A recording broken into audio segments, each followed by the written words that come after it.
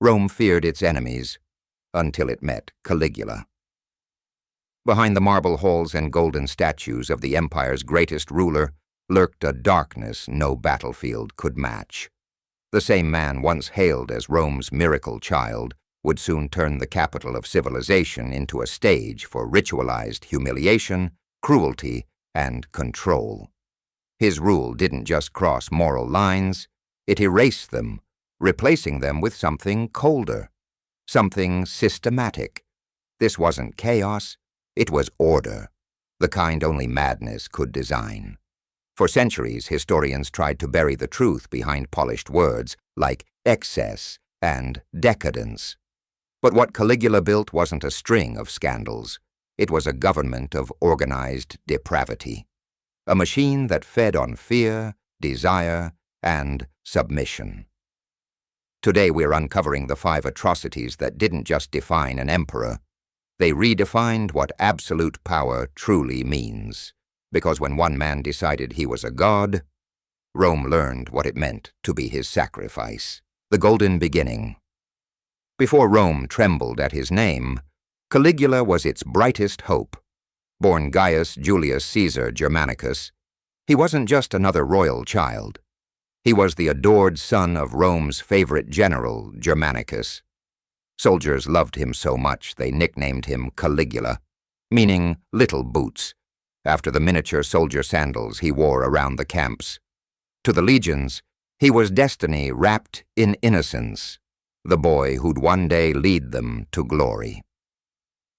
When Emperor Tiberius died, that prophecy seemed fulfilled.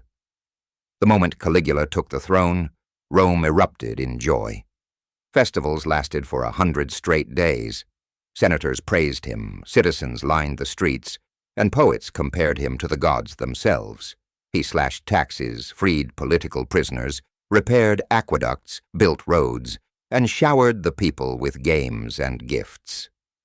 Even the Senate, long crushed under Tiberius's paranoia, finally breathed again. Rome felt reborn.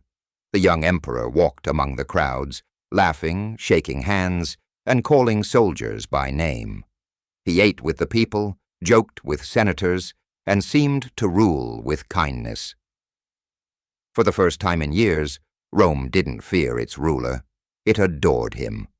But sometimes the most dangerous monsters begin as miracles, because behind that charming smile was a man studying everything, every weakness, every desire, every secret, and waiting for the moment to turn Rome's love into his greatest weapon. And that moment would come, with a single illness that changed everything, the sickness that changed everything. It started like any ordinary fever, but by the time it broke, Rome no longer had the same emperor. In the autumn of 37 CE, Caligula fell gravely ill. Witnesses said his body shook with uncontrollable convulsions. His eyes rolled back, and his skin burned with a heat no physician could cool. Priests flooded the temples, begging the gods for mercy. Families offered their own lives in exchange for his recovery. For weeks, the empire held its breath, and then he woke up. But the man who opened his eyes wasn't the same one Rome had loved. His expression was vacant, his gaze distant, like someone who had stared too long into the divine and lost part of his humanity in return. He claimed he had spoken with Jupiter himself. And from that day on, he began to act as if he were no longer a man at all. The first signs seemed harmless, even eccentric. He ordered that every statue of every god in Rome be remade with his own face. He began calling himself the living god. Then came the sleepless nights servants found him pacing the palace, muttering to the moon, whispering to invisible enemies. At dawn, he'd wander the gardens barefoot and naked, claiming he was planting Rome's destiny. But what he was really planting was fear, because from that sickness onward, the Caligula who once gave Rome joy began constructing something far darker. A world where his fantasies ruled law, and mercy no longer existed, and the first to suffer would be the people closest to him, his own family. The family becomes the first victims. Power changes people. But for Caligula, it didn't just change him. It consumed whatever humanity he had left. The first signs of that change appeared inside the palace walls. His sisters, Drusilla, Julia Livilla, and Agrippina the Younger, went from beloved family to prisoners of his obsession. Drusilla especially became the center of it all. Caligula called her his Diana, the goddess of the moon. In public ceremonies, he placed her beside him like an empress, forcing senators to bow to her as if she were divine. No one dared to question it.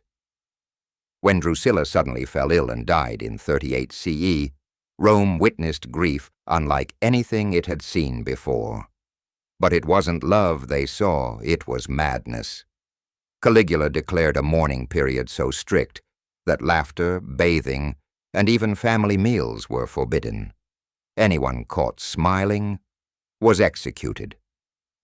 He built shrines to Drusilla, demanded that priests offer sacrifices in her name, and even declared her a goddess, his equal in divinity. But once she was gone, something inside him snapped completely. The emptiness left by his obsession turned into a hunger for control, a craving to dominate not just people's loyalty, but their dignity, and that's when his attention shifted to the wives and daughters of Rome's elite. What began as personal grief would soon become policy. Caligula realized he could turn desire into power, shame into obedience. He didn't just want to rule Rome. He wanted to own it, body and soul. And what came next would turn the empire's nobility into the machinery of his darkest creation, the system of depravity. What came next wasn't chaos. It was design. Caligula didn't lash out blindly. He built a system, a machine where cruelty had schedules, rates, and written records. Every act, no matter how horrifying, was catalogued like an entry in Rome's financial books. There were names, dates, descriptions, and fees. He started with the noble women, wives of senators, daughters of knights, forcing them into what he called divine service. These weren't impulsive indulgences. They were performances, planned and documented. Caligula watched from a golden throne, taking notes as if conducting an audit. Those who obeyed were rewarded. Those who hesitated vanished. Even Rome's physicians became part of it. Doctors were ordered to inspect women for fertility and endurance, ranking them like livestock. Scribes wrote down the results. Guards enforced appointments. The empire's bureaucratic structure, the same system that once built aqueducts and managed legions, was now repurposed to manage humiliation. Every act was turned into revenue. Caligula charged fees for what he called imperial blessings, funneling the money directly into the treasury. The palace itself became what he proudly named the Temple of Divine Service. Rooms had specific functions: the Chamber of Jupiter, the Hall of Venus, even one dedicated to Priapus, each used for ritualized degradation masked as worship. And Rome's elite didn't just comply, they participated. Fathers signed contracts handing over their daughters. Husbands stood as witnesses, pretending it was an honor. Senators who resisted found their families destroyed. Those who submitted were promoted. Caligula had discovered the most terrifying kind of power, not through war or politics, but through control over the human spirit. He didn't need to conquer new lands. He had conquered Rome itself, the empire complicit. At first, Rome whispered, then Rome obeyed. What had started as Caligula's personal depravity spread like a disease through every corner of the empire's elite. The senators, priests, and merchants, the very people sworn to preserve Rome's dignity, began profiting from its decay. Merchants sold rare oils and perfumes to mask the scent of the palace rituals. Priests blessed the ceremonies as acts of divine devotion. Even poets were paid to turn horror into myth. rewriting cruelty as sacred passion. Everyone found a way to benefit, or at least survive. The system paid well. Families who participated gained imperial favor, new estates, and titles. Those who refused lost everything. And slowly, silence became Rome's new religion. In the marble corridors of power, nobody asked questions. The men who once debated philosophy and law now studied the emperor's moods, terrified of the wrong expression, the wrong word. Each act of violence was logged, stamped, and archived, as if morality itself had been replaced by paperwork, and that was the true genius of Caligula's cruelty. He didn't just commit atrocities, he bureaucratized them. He turned everyone around him into accomplices, clerks, doctors, guards, even fathers and husbands. Each person held a tiny piece of the crime, just small enough to convince themselves they weren't responsible. Rome didn't collapse because it was weak. It collapsed because it learned to function without a conscience. But even machines built on fear eventually break. And the first crack would come from inside the emperor's own guard. The breaking point: every empire has its limit. And for Caligula, that limit came not from his enemies, but from the men sworn to protect him. Among the Praetorian Guard, whispers began to spread. Guards who once followed orders without question started watching the emperor's nightly rituals with disgust. One of them was Cassius Chaerea, a veteran soldier whom Caligula had spent months publicly mocking, calling him names, forcing him to perform humiliating tasks, even ordering him to announce executions in a woman's voice. Each insult cut deeper, each humiliation twisting the blade. Caligula thought he was breaking Chaerea's pride. In reality, he was forging his assassin. By January of 41 CE, the tension inside the palace was ready to explode. Caligula planned what he called the grand spectacle, a grotesque ceremony where senators' wives would be paraded and auctioned before the crowd. It was meant to prove that he owned Rome's nobility completely. But as he walked through an underground corridor leading to the theater, his guards surrounded him, and the very men who had once enforced his will, Chaerea struck first. Then another, then another. Daggers tore through the emperor's body again and again until he fell to the marble floor. One final blow, a deep cut to the genitals, delivered poetic justice for every act of degradation he had inflicted on others. The emperor, who claimed to be a god, died like a man, a small, bleeding, and alone. But the irony was brutal. The same men who ended his life were the ones who had kept his horrors alive for years. His death wasn't redemption, it was revenge. And though Caligula's blood stained the stones beneath Rome, his shadow would linger far longer than his reign. The aftermath. When Caligula's body hit the marble floor, Rome didn't cheer, it exhaled.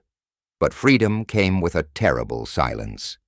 The Praetorian Guard, still dripping with his blood, moved quickly to erase the evidence of what they'd served.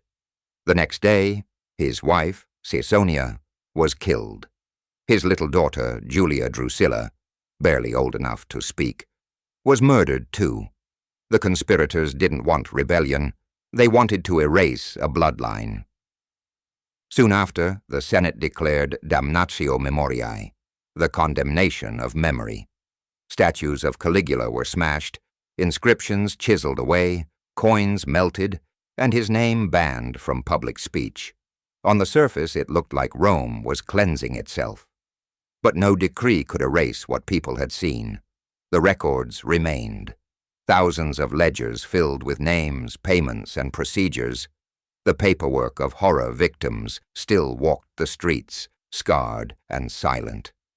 Children born from the emperor's divine program grew up never knowing who their fathers were. Senators who once bowed to Caligula could no longer meet their daughters' eyes. And though the man was gone, the machinery he built, the systems of obedience, silence, and bureaucratic cruelty, lived on. Rome learned to hide its sins under new emperors, not end them. Caligula didn't just stain history with blood. He rewrote how power worked. He proved that when fear is profitable, morality becomes optional. And long after his corpse was forgotten, his method, turning atrocity into administration, survived. The legacy of Caligula. In the end, Caligula's reign wasn't just a story about one man's madness. It was a warning about what happens when power stops answering to humanity. Rome tried to bury him, to erase his name, to melt down every trace of his existence. But the real horror wasn't his memory. It was his blueprint. He showed that evil doesn't always come with fire and chaos. Sometimes it comes with ledgers, signatures, and polite obedience. His empire ran like a business, with suffering as its currency and silence as its law. Every victim, every accomplice, every official who stamped a seal became part of something far larger, proof that atrocity can hide behind order. Caligula didn't just corrupt Rome's morality, he reprogrammed it, and long after his death, echoes of his system still whispered through history. In every regime that chose compliance over conscience, paperwork over compassion, power over people. So when we look back at Caligula, we're not just staring into the past. We're staring into a mirror, because his greatest legacy wasn't his cruelty. It was the lesson that cruelty, once systemized, never truly dies. The man vanished. The machine remained. History doesn't just tell stories. It leaves warnings. And if you want to uncover more of the truths most people never hear, this is the place to be. If this breakdown opened your eyes to a darker side of the ancient world, make sure you hit that like button so more people can find it. And if you want to keep exploring the hidden, the controversial, and the untold chapters of history, subscribe, because we're just getting started. Let me know whenever you're ready for the next script.